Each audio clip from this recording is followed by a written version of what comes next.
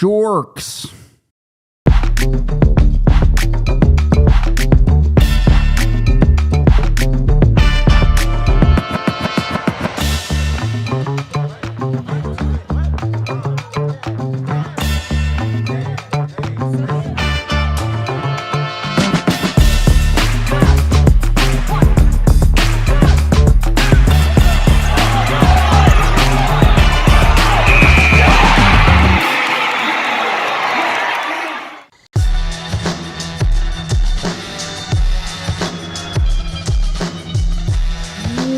Welcome into the DNVR Avalanche Pregame Show, live from the Xfinity Studio. The Avs taking on the Sharks. We got J. Mike and Rudo coming to you. Surely it will be better today, right? They're testing my patience these last couple of weeks. Yeah, I get that. I was feeling very reflective on I-25 today, thinking about what type of effort we might have to talk about post-game. And I can't do another 21 shots. Just try. Try. That's really all I'm asking for. Bare minimum of effort. Pretty low bar for guys making millions. Shoot the puck a little bit, once or twice. Just once or twice. I put an extra 0 and make it 3 times. Again, the Avs are fine even if they lose this game. In the big picture, they'll still be first in the NHL in the standings. But that doesn't mean you can't feel good about things if they put things together and actually look like a real hockey team in this game. Yeah, it's one of those you have to kind of compartmentalize the moment and understand that game to game, big picture, because you've had such a hot start, you're absolutely fine. You're down a couple of guys. Realistically, you were probably due for a sludgy stretch, but it's also just like, as a hockey fan, as a consumer of sport, it's just really annoying to watch the type of effort that you've seen pretty consistently over the last 10 days. I know everybody's had their eyes towards the Olympics. You got a lot going on, but can we just go out on a high note? Can we not have to have this bad taste in our mouth for 2.5 weeks? Please. I need to have our off-day shows be happy and fun. Not the You're Avs. A dreamer, Rudo. I know. That's why I love doing these shows with you. Might be the last thing I am on these shows. What we do need to do, though, is check in on our Common Spirit injury report, which unfortunately it was speculated that Marty Necas might play tonight. He will not. Going to miss this game as well. Again, realistically, the Avs injury report is pretty positive. Landeskog was talking today saying he's definitely going to play at the Olympics. Necas is going to play at the Olympics. So while the injury report is still trending up, the Avs not getting any extra help today. Not shocking. No. It would have been nice to see Marty out there, especially for some of the power play stuff, but I'm fine with it, whatever. Ease your way back into it. The last thing we want to do is see somebody get hurt and miss their shot to go to Italy. Very much. Even if you are uncomfortable with the way the Avs have played lately, the lead in the NHL for the Avs absolutely should give them the wiggle room to not rush guys back from injury. There's just absolutely no need for that for Colorado, no matter how you feel about their current play. The objective is everybody healthy in April, May, and June. So, well, and we've talked about it so many times, but I mean, as much as you want to see this team continue to win and continue to put together hot stretches, like the games that really matter are 2.5 months from now. Right. So I'm not too worried about the injury report for the first time this year. Maybe everyone on it is at least skating, even LOC. So that's nice. It's great to see, man. It was starting to become a bummer. Right.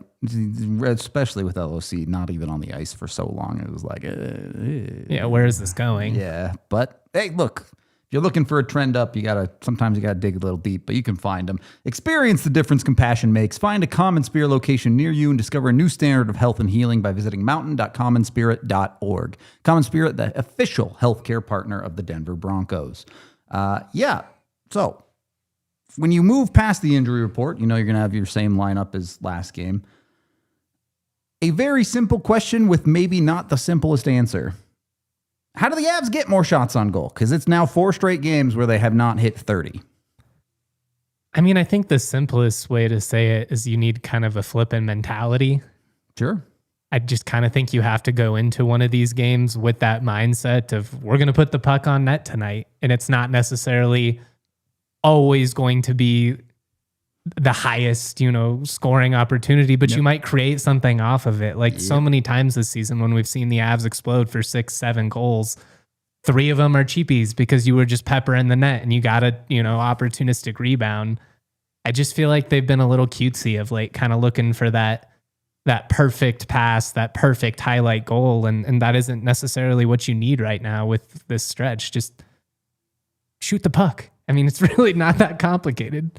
Yeah, I definitely agree that it's a mindset, right? You don't have to take every shot presented to you, but if you see an open guy, don't at least consider shooting. Can we just have not what Val did the other night? Exactly. You at least glance at the net and see, like, should I shoot this? Be ready for the possibility of the puck coming to you. It's tough. It's tough when everyone is, I don't want to say autopilot. I don't think that's necessarily the right word, but no one's looking to be the finisher right now. It just felt like everybody's kind of been in that mentality of, well, Nate'll put it on net, or Kale's going to take a shot, or Brock, or whoever, and sometimes it needs to just be you. Yep.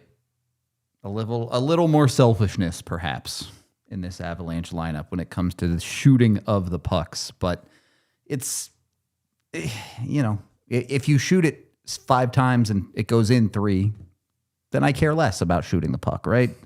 But if you're trailing, you have to find ways to get pucks on net. Well, especially like the other night where it felt like you had some opportunities and you're just for whatever reason missing the net. Yeah. Like at some point, it's just not one of those nights where you're putting 5 on Detroit because your finishing rate is just incredible. Like there are times where it just needs to be a volume scenario. Mm-hmm. And I feel like in a game like this, you might have an opportunity, especially against kind of a younger team. And I love that you bring that up because this is a pretty common issue for the Avs when we see them either struggle to hit the net effectively or maybe a goalie is playing very well against them. Their mentality often shifts into trying to make the perfect shot instead of trying to unload a heavy amount of shots to break that dam. And, they're a talented enough team that some nights that works. But I don't think they do a very good job of recognizing when they need to throw it out the window and just start throwing stuff towards the net. Well, let me ask you this. Do you put that responsibility more on the Nathan McKinnons and Cale Makars of the world, or is that more on the depth guys?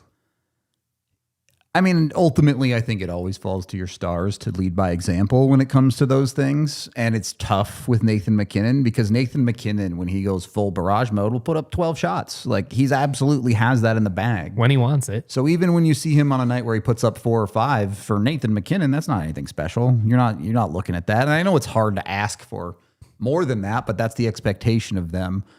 When you look at the depth guys, I think it's difficult at times to expect the skill out of them. And so you see a night like someone like Parker Kelly had the other night where I thought he did a decent job of putting himself in the right situations, but the execution simply just wasn't there for a guy. I can forgive that, but at what point do your depth guys also need to recognize the game you're in and start just causing chaos? Stop trying to make the skill crash play. The net, screen. Exactly.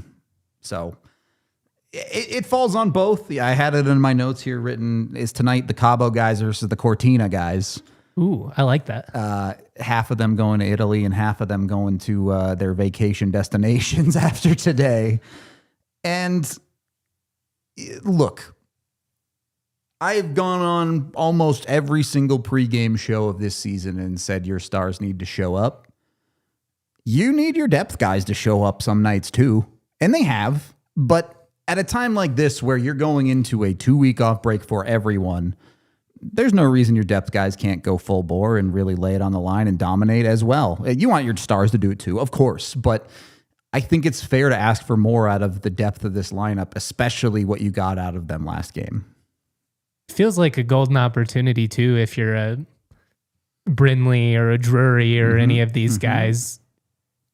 I'm not necessarily harping on McKinnon and the guys who are probably looking ahead to the Olympics. I understand it's just a little bit of human nature. Yep. Also, again, just as a fan of this team, it's also a little bit annoying. I think that's fair to say because these games all count. Both things can be I'm true. watching them. Yeah.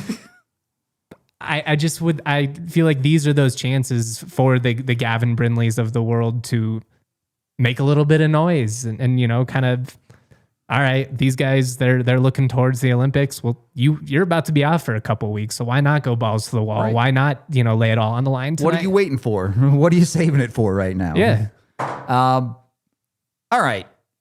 We can get into our team cards as well. The Avs won well by this point. You are starting to see that defense and the goaltending number maybe slip a little bit over these last handful of games. Still very, very good on the whole. And by very good, I mean great. Nothing to really worry about there except for obviously the power play, which we've worried about all season. And I'm not talking about that again, at least not on pregame. The Sharks side of things, which shout out to our cameraman, Nick, who thinks the Sharks are a good hockey team. Nick's a youngin'. He'll learn. They're a fun team. They are fun. They are genuinely very fun. Macklin Celebrini, one of my favorite players in the league. Doesn't make them good. They can score, mostly based off of their shooting ability. They give it all back and more. I mean, it's kind of a classic. You've got some pieces to build around. You've got a little bit of offensive firepower, but in terms of the actual execution on both ends of the ice, it's fast and loose at best. Yeah. And then, it's like, they do create some of those fun highlight goals. They also give up a lot of really dumb ones. Yep. They're not. Cool uniforms too, though. I get it. Like they're a fun team. If you're just throwing a random hockey game on, like, yeah, this is a good, the vibes are high. So I can totally see how in a couple of years, this could be a good team. Could turn into a really good team if they put their rebuild Maybe together. He's just a savvy investor. He's just buying low. He's getting in while there's good value. You can be like, I knew early. But this is a team that you want to see a good game from the Avs out of a weaker team, right? I think you've seen them get up for some of the better opponents as of late and maybe struggle against some of these teams that they're looking ahead a little bit too much on. This is the last game. This is the last one you have to play before some of these guys are going to get north of 3 weeks away from the Avs at very least, whether that's at the Olympics or not. Lock in for one, beat a team you're supposed to beat, and then you can go do whatever you want. You know what it reminds me of? It's like that weird time in the college schedule when you're off for a week for Thanksgiving and then you come back to school, but it's like finals are about to happen and it's not really school and you're in this weird, like in between Twilight Zone stage and you can't really check out yet. You've still got to, you've still got to finish strong here. It's a struggle. I get it. And I mean, neither of us were exactly Harvard level students, but the average winter finals, the final day would be on my birthday. So it's really hard to stay checked in. Someone staying checked in though, and actually had quite a bit to say at morning skate today was Jared Bednar. So let's hear it from coach and how he feels about the final game before the break.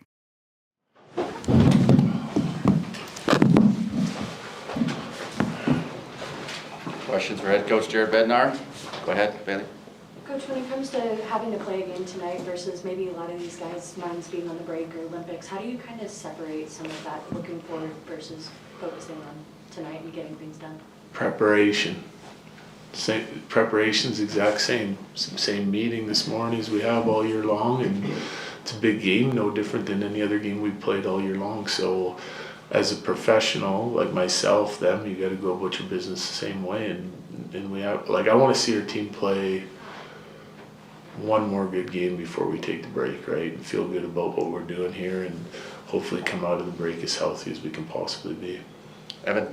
Just, was maybe the recent play, but 55 games as a whole, how do you kind of feel your team is looked through this and looking forward where you see they can make improvements? I think we've been good, we've been solid, we've been pretty consistent through the course of the season. I would say that consistency's taken a little bit of a hit over the last month, and part of it's personnel, part of it is dog days of the season, part of it is scheduling.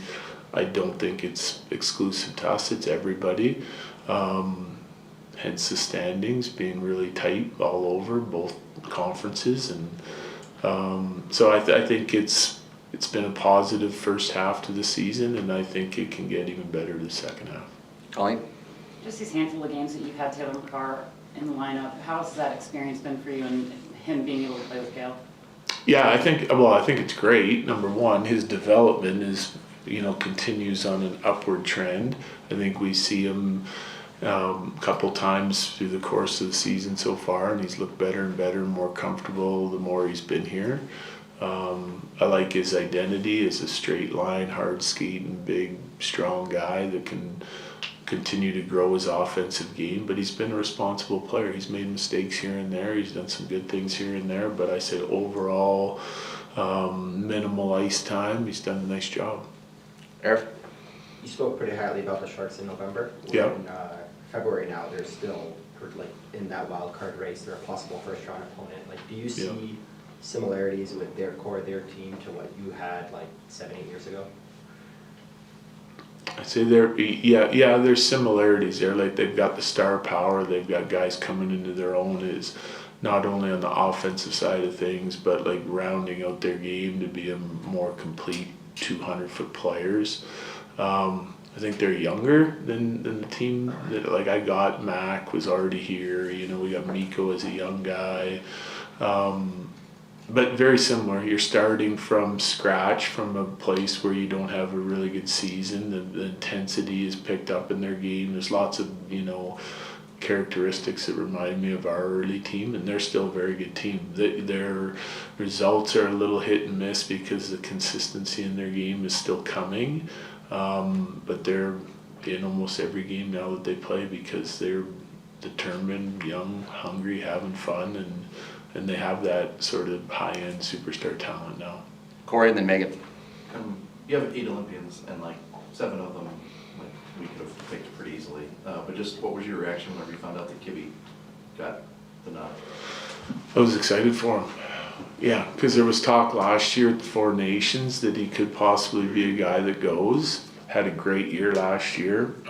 He's missed some time for us this year, but goes to show you that when you're putting together a team, you need guys to do every job, and Kivy's pretty well-rounded 200-foot player. I think he's got an offensive game that we see flashes of, and depending on his ice time, line mates, etc. But he's a super responsible guy, really strong penalty killer, skates well, so they need him to go there and play a role, and he's willing to go and do it. And I couldn't be happier for him because he's a really good pro.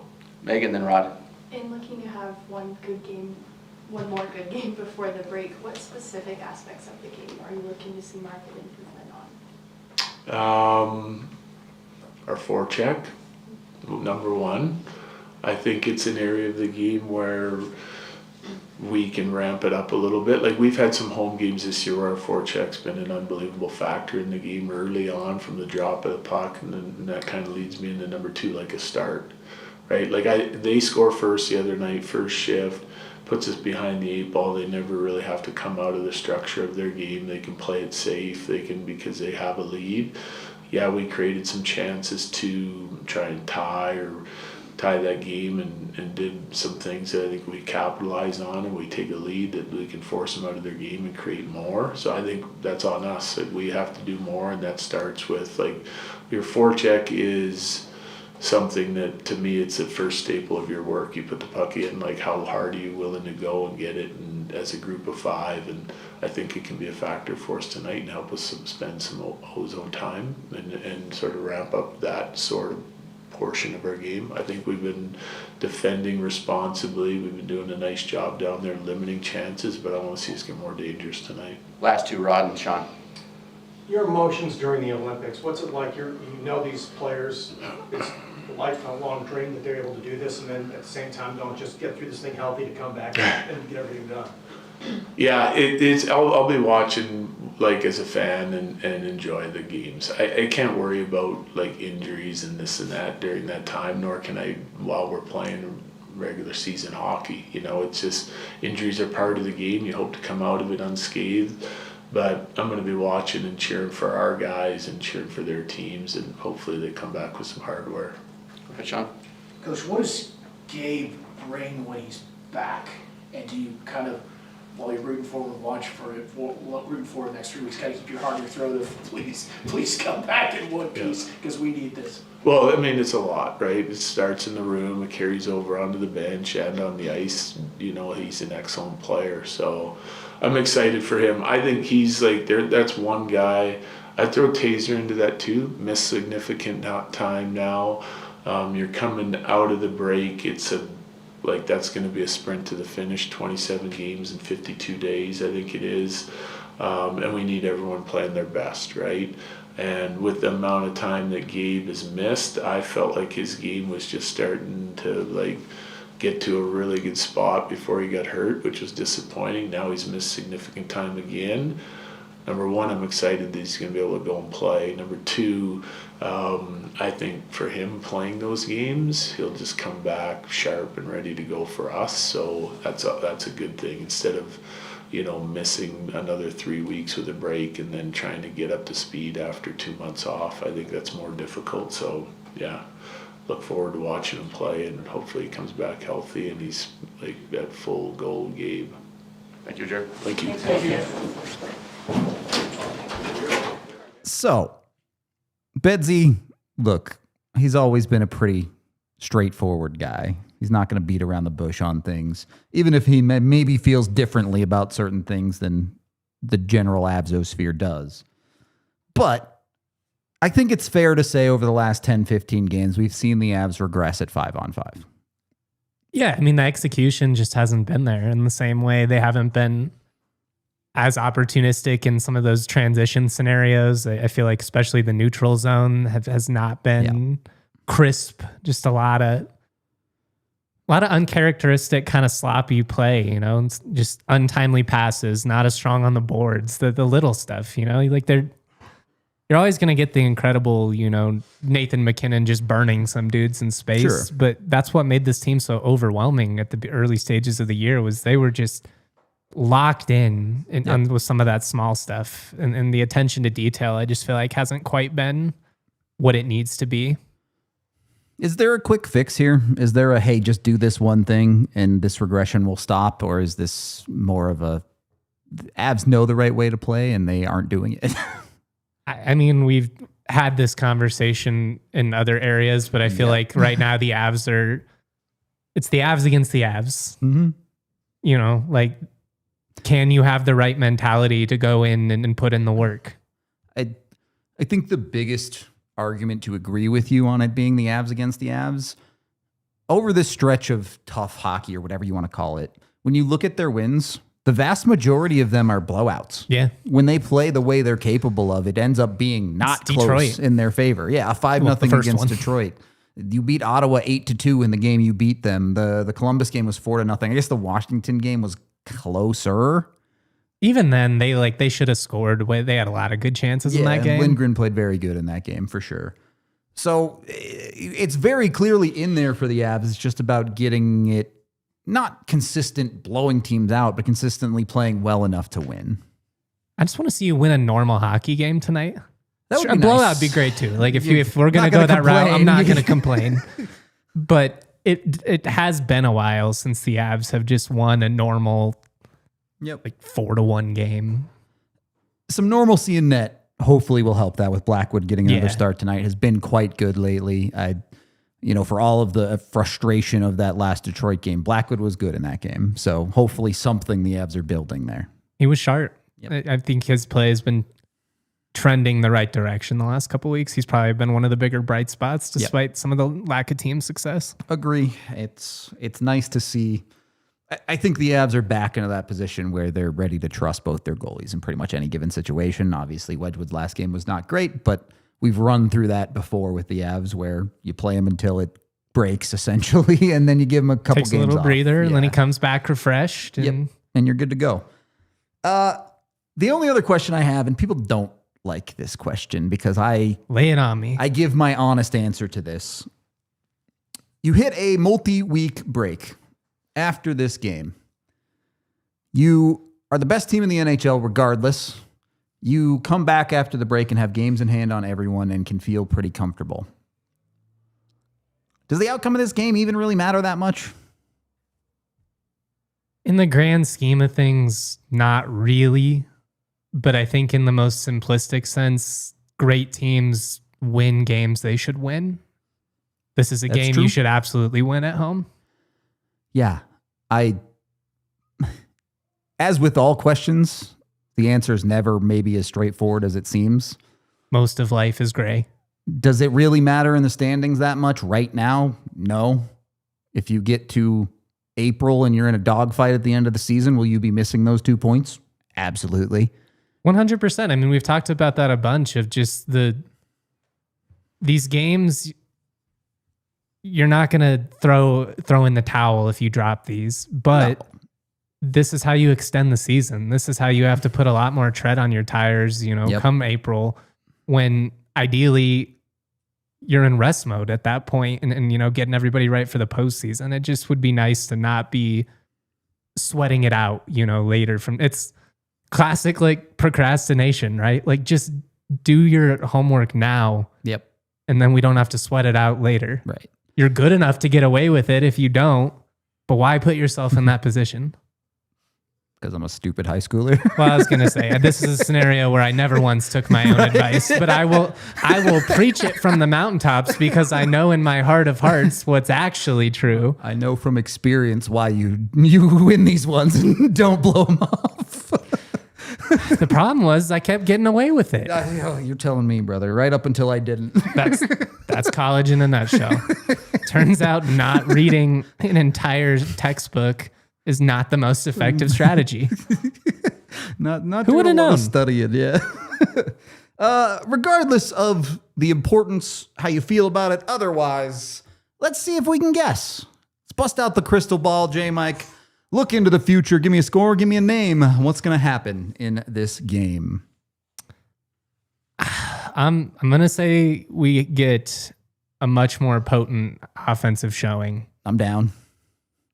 I'm going to say 5-2, but it's very comfortable. And, maybe you're up like 4 or 5 late and you give up a garbage burger to close the gap a little bit. I would very much like that. And give me a Brock Nelson goal. Okay. The lieutenant admiral, whatever we're calling him. Preferably on the power play. That would be nice. I would like a power play goal very much. Just one. I'm not even we're not getting greedy. Just one. I am going specifically 2-0. Ooh. Exactly. That's what I'm going with. Why? Because. Just because. Yeah. That's why. Look. Sharks, no 20-1. Sharks are heading into the break too. They could take this game off entirely as well. I mean, they've had a brutal stretch of schedule too. We were talking they have been away from San Jose for the majority of the past 2.5 weeks. So, other teams are allowed to take nights off too, make the Avs' life a little bit easier. I am taking Cale Makar though. Oh, I'd love that. I just put one in the back. Talk dirty to me, Rudo. I can't. It's just the sound of Cale Makar's head fake. All right. I don't know what that sounds like, but looks good. Yeah. I'm talking to your eyes with that one. A lot of communications nonverbal. There you go. Now we're talking. We also have my pregame picks, which are presented by Bet365, where things are never ordinary. I did hit my 2 crystal balls there. Or I guess I didn't. I put Manson goal. Never mind. I forgot. Plus 900 for a Manson goal. I took McKinnon for most shots on goal because it's plus 155 for a thing that the value's there. Happens pretty regularly, not that crazy. And then the Olympics have technically already started for some of the team games. I don't like that. Yeah, you would think the opening ceremonies would be first, but here we are. USA Curling curls tonight at 2 a.m. Mountain Time. I picked them to beat whoever they're playing. I forget who they're playing, but doesn't matter. These colors don't run. Yeah, America, USA, USA. Look, I've put enough bets on the Avs for them not to show up. Maybe I bet on something else. That's my theory here. Whatever you're betting on, do with Bet365. When you gamble with them, you must be 21 or older, physically located in Colorado. Please gamble responsibly. If you or someone you know has a gambling problem, call or text 1-800-GAMBLER today. All right. I mean, I don't think there's much more to say. It's just time to see if the Avs decide to show up tonight. J-Mike, any final thoughts?